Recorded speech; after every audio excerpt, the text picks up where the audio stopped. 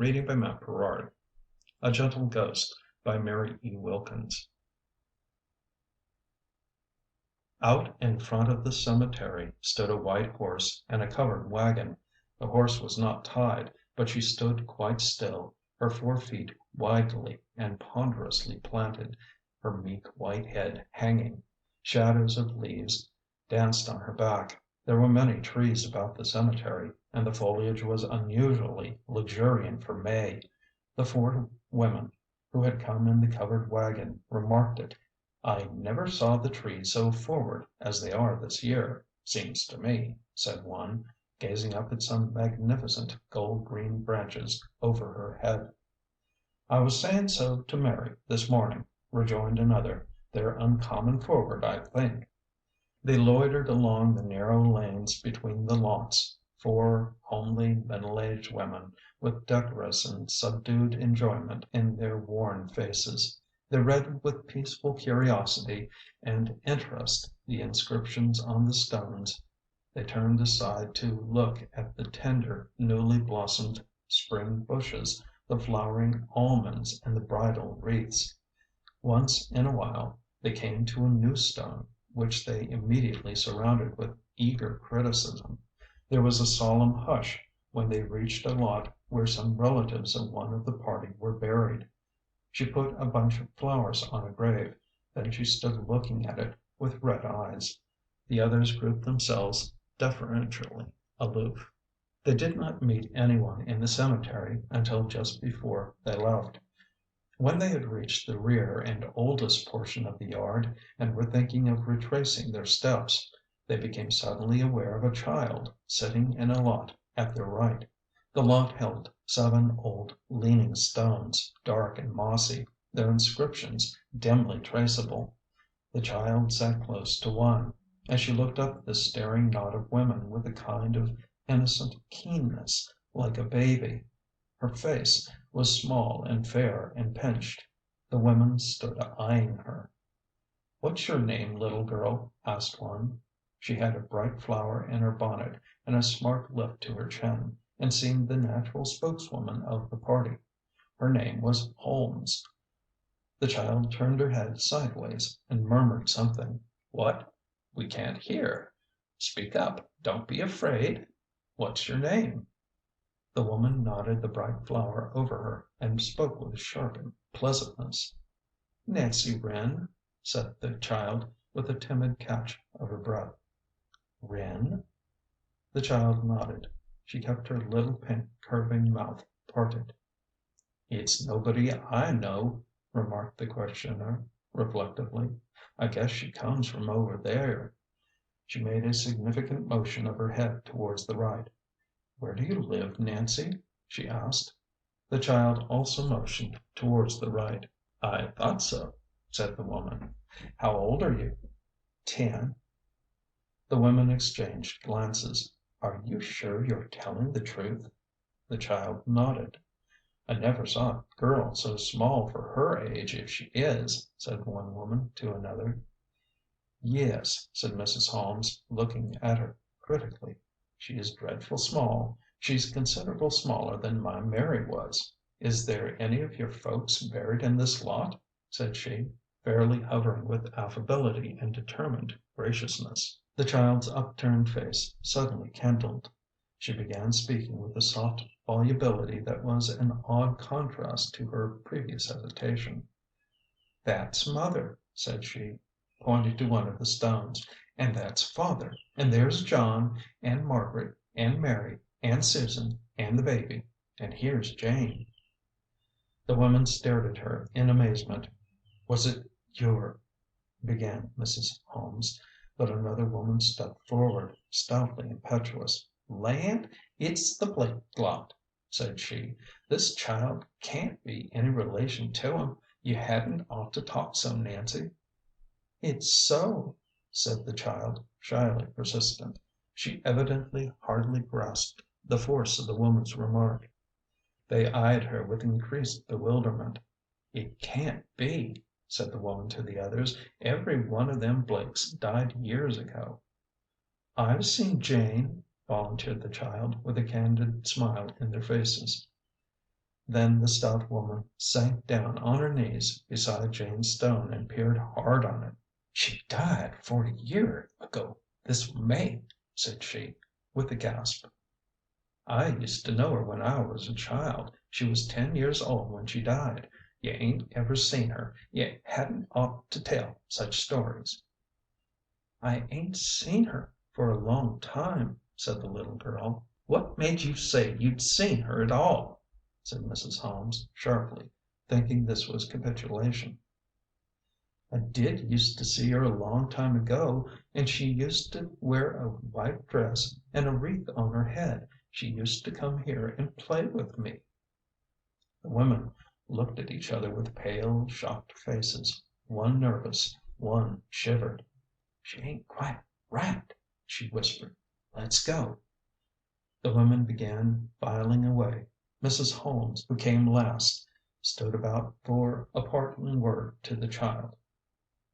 "You can't have seen her," said she, severely, "and you are a wicked girl to tell such stories. You mustn't do it again, remember." Nancy stood with her hand on Jane's stone, looking at her.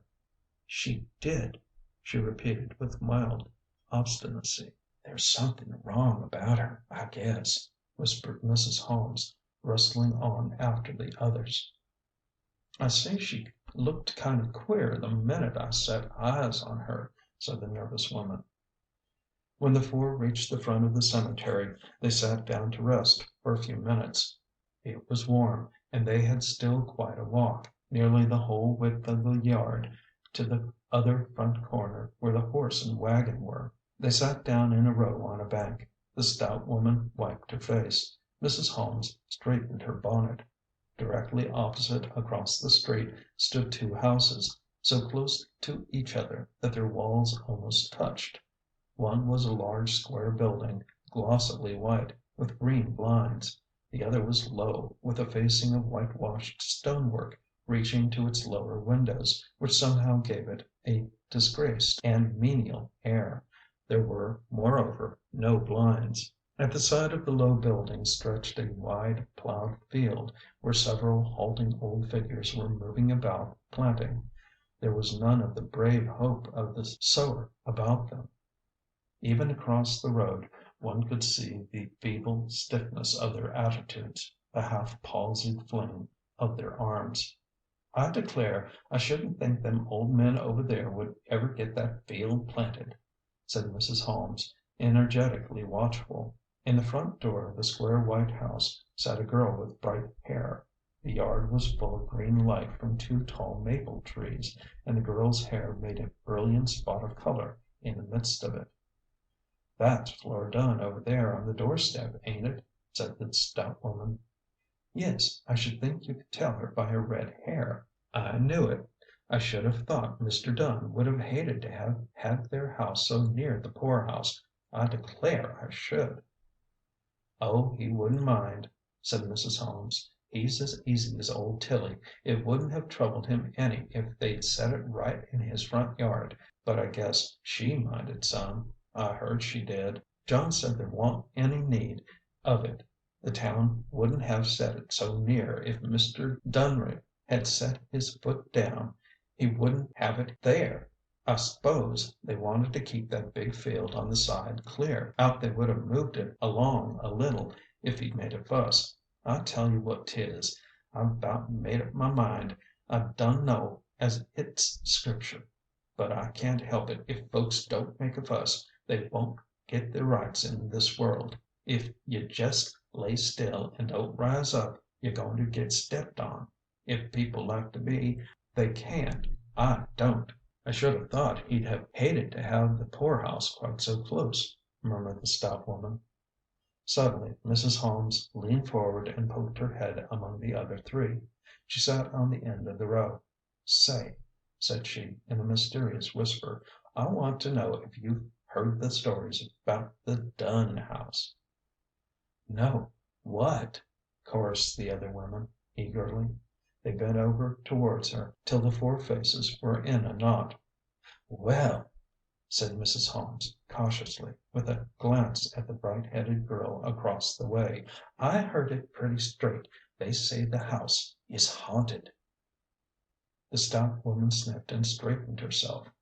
"Haunted," repeated she. "They say that ever since Jenny died there's been queer noises round the house that they can't account for. You see that front chamber over there, the one next to the poorhouse? Well, that's the room, they say." The women all turned and looked at the chamber windows, where some ruffled white curtains were fluttering. "That's the chamber where Jenny used to sleep, you know," Mrs. Holmes went on, "and she died there. Well, they said that before Jenny died, Flora had always slept there with her, but she felt kind of bad about going back there, so she thought she'd take another room. Well, there was the awfullest moaning and taking on up in Jenny's room when she did, that Flora went back there to sleep. I shouldn't have thought she could," whispered the nervous woman, who was quite pale. "The moaning stopped just as soon as she got in there with the light. You see, Jenny was always terrible timid and afraid to sleep alone, and had a lamp burning all night, and it seemed to them just as if it really was her, I s'pose." "I don't believe one word of it," said the stout woman, getting up. "It makes me all out of patience to hear people talk such stuff, just because the Dunns happen to live opposite a graveyard." "I told it just as I heard it," said Mrs. Holmes, stiffly. "Oh, I ain't blaming you. It's the folks that start such stories that I ain't got any patience with. Think of that dear, pretty little 16-year-old girl haunting a house." "Well, I've told it just as I heard it," repeated Mrs. Holmes, still in a tone of slight umbrage. "I don't ever take much stock in such things myself." The four women strolled along to the covered wagon and climbed in. "I declare," said the stout woman, conciliatingly, "I dun know when I've had such an outing. I feel as if it had done me good. I've been wanting to come down to the cemetery for a long time, but it's most more'n I want to walk. I feel real obliged to you, Mis' Holmes." The others climbed in. Mrs. Holmes disclaimed all obligations gracefully, established herself on the front seat, and shook the reins over the white horse. Then the party jogged along the road to the village, past outlying farmhouses and rich green meadows, all freckled gold with dandelions. Dandelions were in their height; the buttercups had not yet come. Flora Dunn, the girl on the doorstep, glanced up when they started down the street. Then she turned her eyes on her work. She was sewing with nervous haste. "Who were these folks, did you see, Flora?" called her mother out of the sitting room. "I didn't notice," replied Flora, absently. Just then the girl whom the women had met came lingeringly out of the cemetery and crossed the street. "There's that poor little Wren girl," remarked the voice in the sitting room. "Yes," assented Flora. After a while she got up and entered the house. Her mother looked anxiously at her when she came into the room. "I'm all out of patience with you, Flora," said she. "You're just as white as a sheet. You'll make yourself sick. You're acting dreadful foolish." Flora sank into a chair and sat staring straight ahead with a strained, pitiful gaze. "I can't help it. I can't do any different," said she. "I shouldn't think you'd scold me, mother." "Scold you? I ain't scolding you, child, but there ain't any sense in your doing so. You'll make yourself sick, and you're all I've got left. I can't have anything happen to you, Flora." Suddenly Mrs. Dunn burst out in a low wail, hiding her face in her hands. "I don't see you're much better yourself, mother," said Flora, heavily. "I don't know as I am," sobbed her mother, "but I've got you to worry about besides everything else. Oh dear, oh dear, dear!" "I don't see any need of your worrying about me." Flora did not cry, but her face seemed to darken visibly with a gathering melancholy, like a cloud. Her hair was beautiful, and she had a charming delicacy of complexion, but she was not handsome. Her features were too sharp, her expression too intense and nervous. Her mother looked like her as to the expression. The features were widely different. It was as if both had passed through one corroding element which had given them the similarity of scars. Certainly a stranger would at once have noticed the strong resemblance between Mrs. Dunn's large, heavy featured face and her daughter's thin, delicately outlined one, a resemblance which 3 months ago had not been perceptible. "I see if you don't," returned the mother. "I ain't blind." "I don't see what you are blaming me for." "I ain't blamin' you, but it seems to me that you might just as well let me go up there and sleep as you." Suddenly the girl also broke out into a wild cry. "I ain't going to leave her. Poor little Jenny! Poor little Jenny! You needn't try to make me, mother. I won't." "Flora, don't." "I won't! I won't! I won't! Poor little Jenny! Oh dear! Oh dear!" "What if it is so? What if it is her? Ain't she got me as well as you? Can't her mother go to her?" "I won't leave her. I won't! I won't!" Suddenly Mrs. Dunn's calmness seemed to come uppermost, raised in the scale by the weighty impetus of the other's distress. "Flora," said she, with mournful solemnity, "you mustn't do so. It's wrong. You mustn't wear yourself out over something that maybe you'll find out wasn't so some time or other." "Mother, don't you think it is? Don't you? Don't you think it is? Don't you?" "I don't know what to think, Flora." Just then a door shut somewhere in the back part of the house. "There's father," said Mrs. Dunn, getting up, "and the fire ain't made." Flora rose also, and went about helping her mother to get supper. Both suddenly settled into a rigidity of composure. Their eyes were red, but their lips were steady. There was a resolute vein in their characters. They managed themselves with wrenches, and could be hard even with their grief. They got tea ready for Mr. Dunn and his 2 hired men, then cleared it away, and sat down in the front room with their needlework. Mr. Dunn, a kindly, dull old man, was in there too, over his newspaper. Mrs. Dunn and Flora sewed intently, never taking their eyes from their work. Out in the next room stood a tall clock, which ticked loudly. Just before it struck the hours, it made always a curious grating noise. When it announced in this way the striking of 9, Mrs. Dunn and Flora exchanged glances. The girl was pale, and her eyes looked larger. She began folding up her work. Suddenly a low moaning cry sounded through the house, seemingly from the room overhead. "There it is!" shrieked Flora. She caught up a lamp and ran. Mrs. Dunn was following, when her husband, sitting near the door, caught hold of her dress with a bewildered air. He had been dozing. "What's the matter?" said he, vaguely. "Don't you hear it? Didn't you hear it, father?" The old man let go of her dress suddenly. "I didn't hear nothing," said he. "Hark!" But the cry, in fact, had ceased. Flora could be heard moving about in the room overhead, and that was all. In a moment Mrs. Dunn ran up stairs after her. The old man sat staring. "It's all dumb foolishness," he muttered under his breath. Presently he fell to dozing again, and his vacantly smiling face lopped forward. Mr. Dunn, slow brained, patient, and unimaginative, had had his evening naps interrupted after this manner for the last 3 months, and there was as yet no cessation of his bewilderment. He dealt with the simple, broad lights of life. The shadows were beyond his speculation. For his consciousness, his daughter Jenny had died and gone to heaven. He was not capable of listening for her ghostly moans in her little chamber overhead, much less of hearing them with any credulity. When his wife came downstairs, finally she looked at him sleeping there with a bitter feeling. She felt as if set about by an icy wind of loneliness. Her daughter, who was after her own kind, was all the one to whom she could look for sympathy and understanding in this subtle perplexity which had come upon her. and she would rather have dispensed with that sympathy, and heard alone those piteous, uncanny cries, for she was wild with anxiety about Flora. The girl had never been very strong.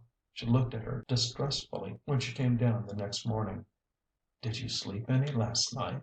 said she. "Some," answered Flora. Soon after breakfast they noticed the little Wren girl stealing across the road to the cemetery again. "She goes over there all the time," remarked Mrs. Dunn. "I believe she runs away. See her look behind her." "Yes," said Flora, apathetically. It was nearly noon when they heard a voice from the next house, calling, "Nancy! Nancy! Nancy Wren!" The voice was loud and imperious, but slow and evenly modulated. It indicated well its owner. A woman who could regulate her own angry voice could regulate other people. Mrs. Dunn and Flora heard it understandingly. "That poor little thing will catch it when she gets home," said Mrs. Dunn. "Nancy! Nancy! Nancy Wren!" called the voice again. "I pity the child if Mrs. Gregg has to go after her. Maybe she's fell asleep over there. Flora, why don't you run over there and get her?" The voice rang out again. Flora got her hat and stole across the street a little below the house, so the calling woman should not see her. When she got into the cemetery she called in her turn, letting out her thin, sweet voice cautiously. Finally she came directly upon the child. She was in the Blake lot, her little, slender body, in its dingy cotton dress, curled up on the ground close to one of the graves. No one but nature tended those old graves now, and she seemed to be lapsing them gently back to her own lines, at her own will.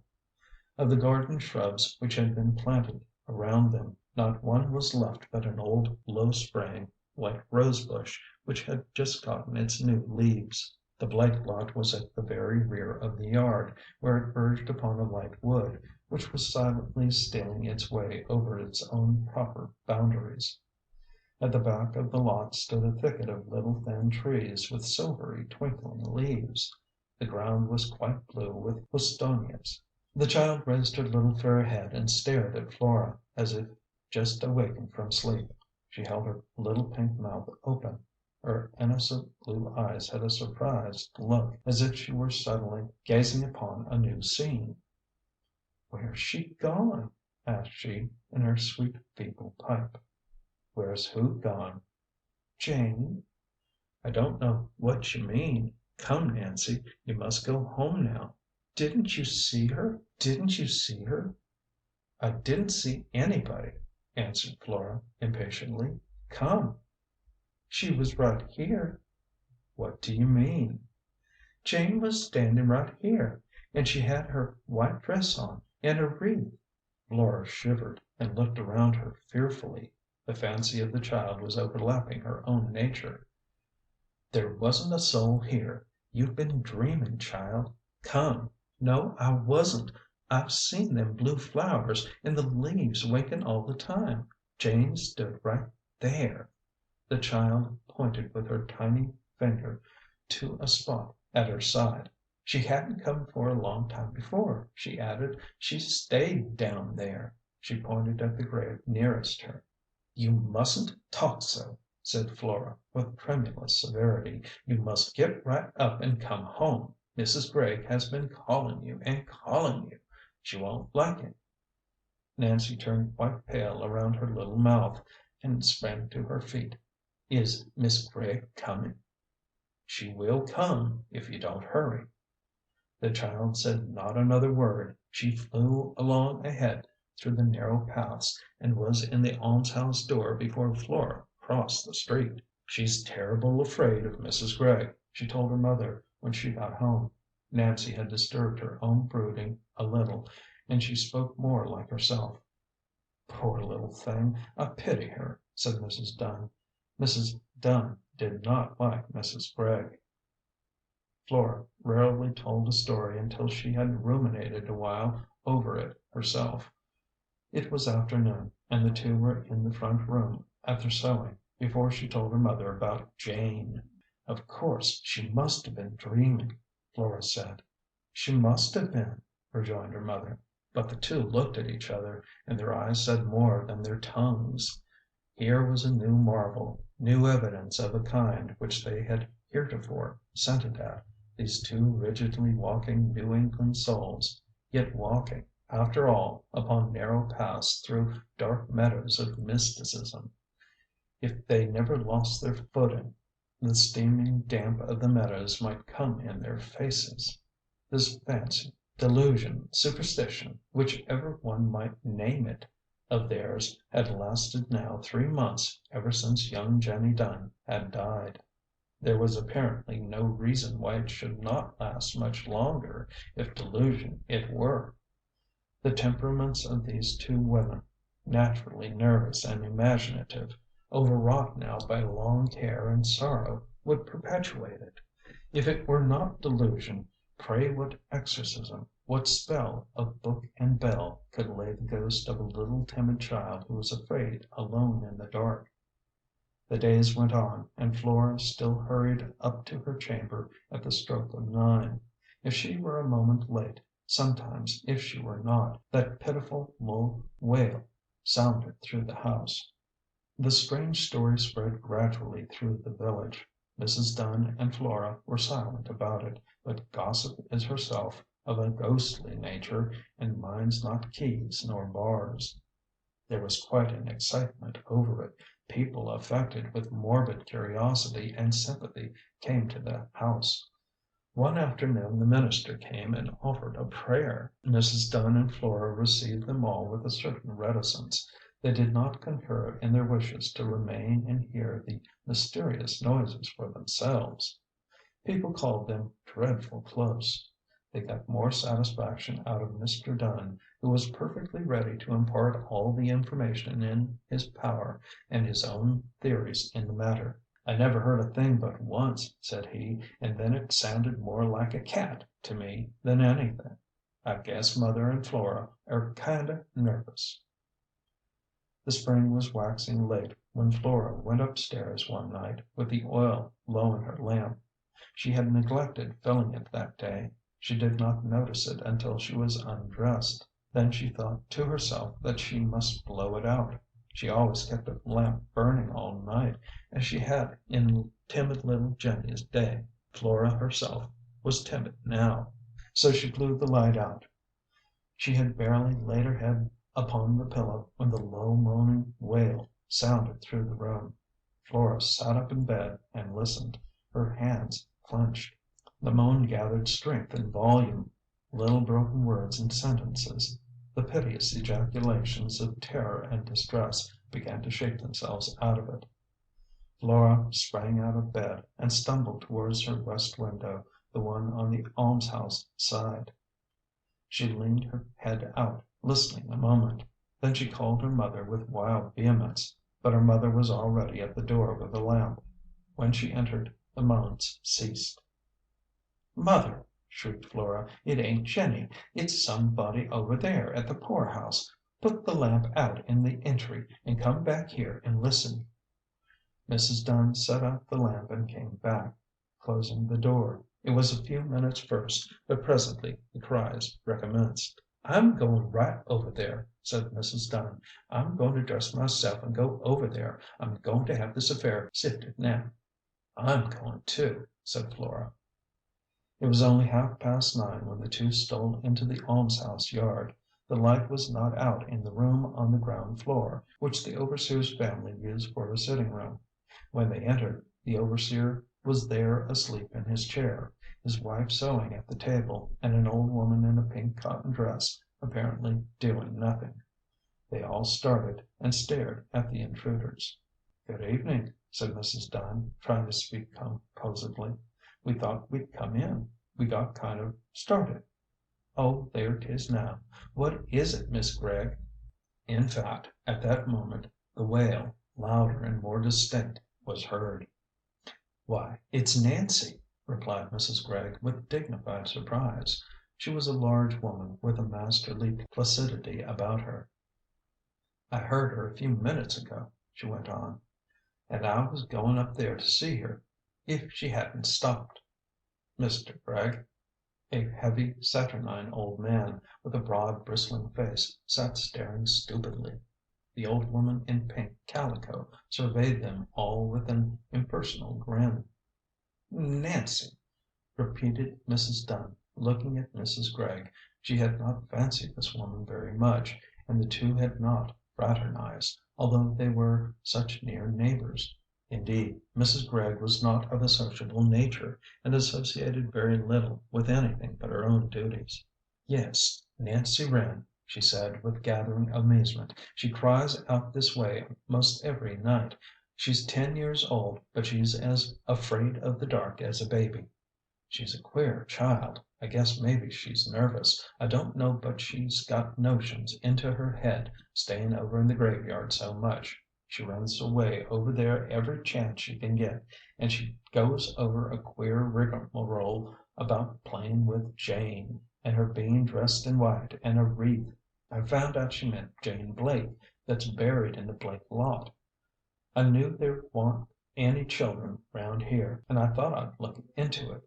You know it says 'Our Father and Our Mother' on the old folks' stones, and there she was, callin' them father and mother. You'd thought they was right there. I've got most out of patience with the child. I don't know nothin' about such kind of folks." The wail continued. "I'll go right up there," said Mrs. Gregg, determinedly, taking a lamp. Mrs. Dunn and Flora followed. When they entered the chamber to which she led them, they saw little Nancy sitting up in bed, her face pale and convulsed, her blue eyes streaming with tears, her little pink mouth quivering. "Nancy," began Mrs. Gregg in a weighty tone, but Mrs. Dunn sprang forward and threw her arms around the child. "You got frightened, didn't you?" whispered she, and Nancy clung to her as if for life. A great wave of joyful tenderness rolled up in the heart of the bereaved woman. It was not, after all, the lonely and fearfully wandering little spirit of her dear Jenny. She was peaceful and blessed, beyond all her girlish tumults and terrors. But it was this little living girl. She saw it all plainly now. Afterwards it seemed to her that any one but a woman with her nerves strained and her imagination unhealthily keen through watching and sorrow, would have seen it before. She held Nancy tight and soothed her. She felt almost as if she held her own Jenny. "I guess I'll take her home with me, if you don't care," she said to Mrs. Gregg. "Why, I don't know as I've got any objections, if you want to," answered Mrs. Gregg, with cold stateliness. "Nancy Wren has had everything done for her that I was able to do," she added, when Mrs. Dunn had wrapped up the child and they were all on the stairs. "I 'ain't coaxed and cuddled her, because it ain't my way. I never did with my own children." "Oh, I know you've done all you could," said Mrs. Dunn, with abstracted apology. "I just thought I'd like to take her home to night. Don't you think I'm blamin' you, Miss Gregg." She bent down and kissed the little tearful face on her shoulder. She was carrying Nancy like a baby. Flora had hold of one of her little dangling hands. "You shall go right up stairs and sleep with Flora," Mrs. Dunn whispered in the child's ear, when they were going across the yard, "and you shall have the lamp burning all night, and I'll give you a piece of cake before you go." It was the custom of the Dunns to visit the cemetery and carry flowers to Jenny's grave every Sunday afternoon. Next Sunday little Nancy went with them. She followed happily along, and did not seem to think of the Blake lot. That's pitiful fancy, if fancy it were, which had peopled her empty childish world with ghostly kindred, which had let into it an angel playmate in white robe and crown, might lie at rest now. There was no more need for it. She had found her place in a nest of living hearts, and she was getting her natural food of human love. They had dressed Nancy in one of the little white frocks which Jenny had worn in her childhood, and her hat was trimmed with some ribbon and rosebuds which had adorned one of the dead young girls a year before. It was a beautiful Sunday. After they left the cemetery they strolled a little way down the road. The road lay between deep green meadows and cottage yards. It was not quite time for the roses, and the lilacs were turning gray. The buttercups in the meadows had blossomed out, but the dandelions had lost their yellow crowns and their filmy skulls appeared. They stood like ghosts among crowds of golden buttercups, but none of the family thought of that. Their ghosts were laid in peace. End of A Gentle Ghost, by Mary E. Wilkins.